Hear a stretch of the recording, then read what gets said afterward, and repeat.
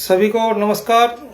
नंद किशोर साव और साथ में एनकेएस न्यूज़ चैनल के तरफ से आज काफ़ी दिनों बाद मैं लाइव आया हूं।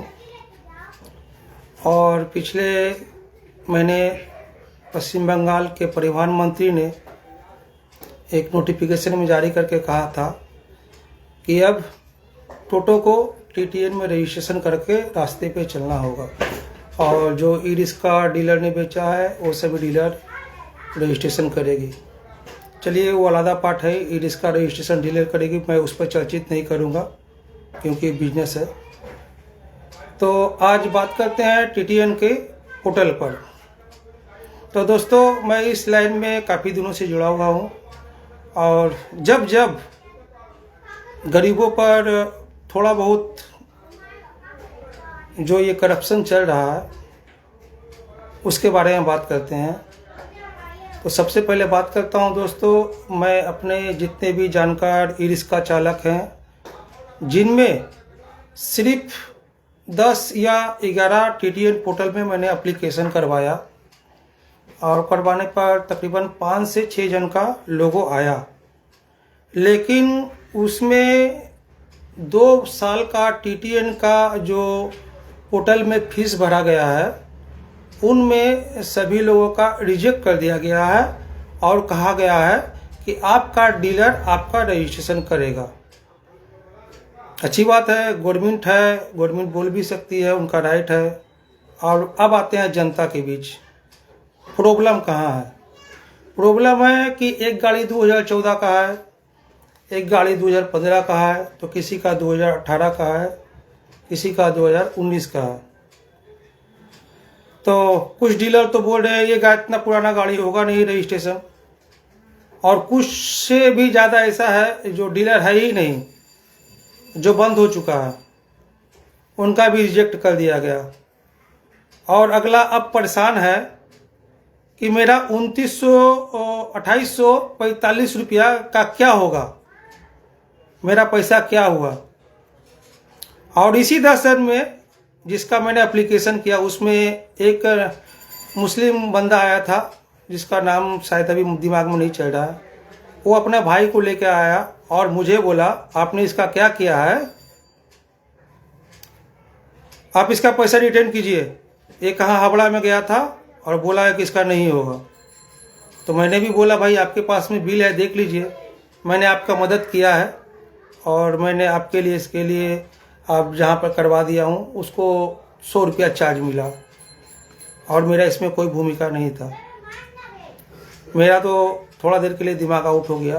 फिर मैंने उसके भाई को बोला कि भैया हमसे गलती हो गया, मैंने आपका टीटीएन में रजिस्ट्रेशन कर दिया और आगे से आप कृपया करके मेरे पास में नहीं आइएगा। तो दोस्तों यहाँ तक ठीक है। उसके बाद भी मैंने और 2-3 को किया, लेकिन आज आरटीओ ऑफिस में उनका भी रिजेक्ट कर दिया गया। कोई 2015 में किसी से खरीद लिया था, वो भी खत्म। किसी का बिल ही नहीं है घर में, कोई कारण से बिल खत्म हो गया, उसका भी खत्म। तो मैं 13 से 14 तक का जो भी टीटीएन में फॉर्म भरा हूं जिसमें 5 से 6 सक्सेस हुआ है और बाद बाकी टोटल नहीं हुआ। तो मैं आज से टीटीएन का अब और किसी का एप्लीकेशन नहीं करूंगा।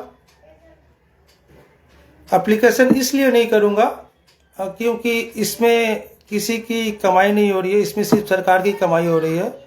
और सरकार को इसका संज्ञान में लेना चाहिए कि किसी गरीब का पैसा जो पोर्टल में चला गया तो उनका काम कर देना चाहिए। अगर कोई बोल रहा है कि सर मेरा 2 साल के लिए कर दीजिए, 2 साल बाद मैं गाड़ी कटैया कर लूँगा, तो गवर्नमेंट को इसको तत्काल इसको सोचना चाहिए और समझना चाहिए, क्योंकि हावड़ा डिस्ट्रिक्ट में इतने ऐसे ई रिक्शा चालक है कि वो अगर दिन कमाए और दिन खाए तो उसका चलता है। और इससे हमसे ज़्यादा बेहतर इस चीज़ को कोई नहीं जानता, क्योंकि मैं पहले इस लाइन से जुड़ा हुआ था। तो मैं सरकार से विनती करूंगी, क्योंकि यहाँ का ई रिक्शा चालक शिक्षित नहीं है और कोई शिक्षित है भी तो उसे इससे कोई मतलब नहीं है। तो टीटीएन में जिनके भी पैसे फंस गए हैं, मैं हावड़ा डिस्ट्रिक्ट का डीएम से अनुरोध करूंगा, हमारे परिवहन मंत्री से अनुरोध करूंगा कि उन लोगों का टीटीएन में परमिशन दिया जाए, उनको लोगो दिया जाए, क्योंकि उसने आपको फीस दिया है। और इस तरीक़ा से किसी का रिजेक्ट कर देना ये कोई मतलब नहीं होता है। अगर आपने सिस्टम बनाया है तो उसको थोड़ा देखिए, क्योंकि गरीब का पैसा है। किसी ने 1700 का फीस दिया है तो किसी ने 2800 का फीस दिया है। और यहाँ कई रिक्शा चालक बोलने वाले नहीं है,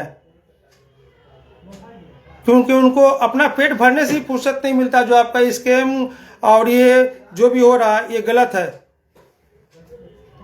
आप रजिस्टर कीजिए, आपका बात सही है, आदमी आपका सपोर्ट कर रहा है, कुछ विरोधी विरोध कर रहे हैं, जहाँ तहाँ आंदोलन हो रहा है, लेकिन हावड़ा में अभी ऐसा कुछ हुआ नहीं है और शायद होगा भी नहीं, मैं जानता हूँ, क्योंकि यहाँ के रिक्शा चालक बहुत अच्छे और संस्कारी लोग हैं। यहाँ आपको बदनाम कर देंगे लेकिन आपके लिए आवाज़ नहीं उठाएंगे। और जब तक ऐसे मुर्दे रहेंगे 2014 से कटते रहेंगे, बार बार कटेंगे। कितना बार काटिएगा? काटते काटते आदमी पागल हो गया, सीधे बोलता है कितना बार कटेंगे। अरे ठीक है, आप लीजिए ना, कर दीजिए उसको, लेकिन उसका पैसा पोर्टल में चला गया, उसका आई कार्ड अप्रूवल है, उसका डीलर है ये नहीं है, कितना बार लूटिएगा? कभी कभी हंसी होता है। 2023 में हाई कोर्ट के माननीय विवेक चौधरी ऑर्डर करते हैं कि नंद किशोर चालक का ई रिक्शा रजिस्ट्रेशन होना चाहिए, ऑर्डर दे दिया। 2023 का ऑर्डर अभी तक कंप्लाई नहीं हुआ। तो ये सब सिस्टम सही नहीं है। ई रिक्शा चालकों को न्याय दे दीजिए। अगर आप पैसा लिए हैं तो उनको उनका परमिशन दीजिए, लोगो दीजिए। कोई आरटीओ में कंप्लेन कर रहा है, कोई ट्रांसपोर्ट डायरेक्टर को कंप्लेन कर रहा है, कोई बोल रहा है भैया हम क्या करें, हमारा पैसा फंस गया। अच्छा चलिए, मैं विरोध में बात नहीं कर रहा हूं, लेकिन कुछ सरकारी संस्था से जो टीटीएन पोर्टल में डाला गया और उनका रिजेक्ट हो गया, उनका क्या होगा?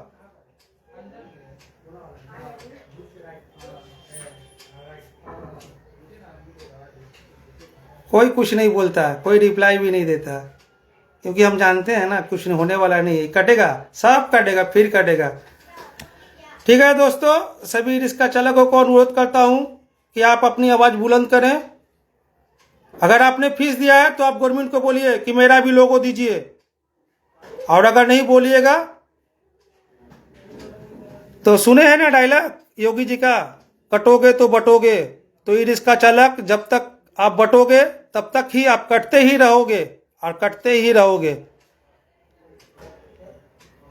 मैं माननीय हमारे हावड़ा डिस्ट्रिक्ट के डीएम, प्रशासन सभी से अनुरोध करूंगा कि कृपया करके जिनका भी टीटीएन पोर्टल में पैसा दिया उनको लोगो अप्रूवल कीजिए।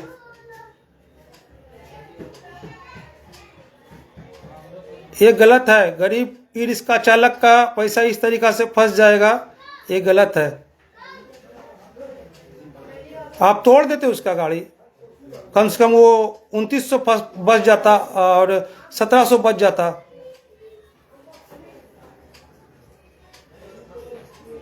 ठीक है दोस्तों, गुड नाइट। बहुत दिन बाद लाइव आया हूँ और सबको बता दूँ कि नंद किशोर जिंदा है और एनकेएस भी जिंदा है। थोड़ा समय लग रहा है, थोड़ा वक्त लगेगा, लेकिन मैं हूँ, मैं ख़त्म नहीं हुआ हूँ। Okay, good night everyone.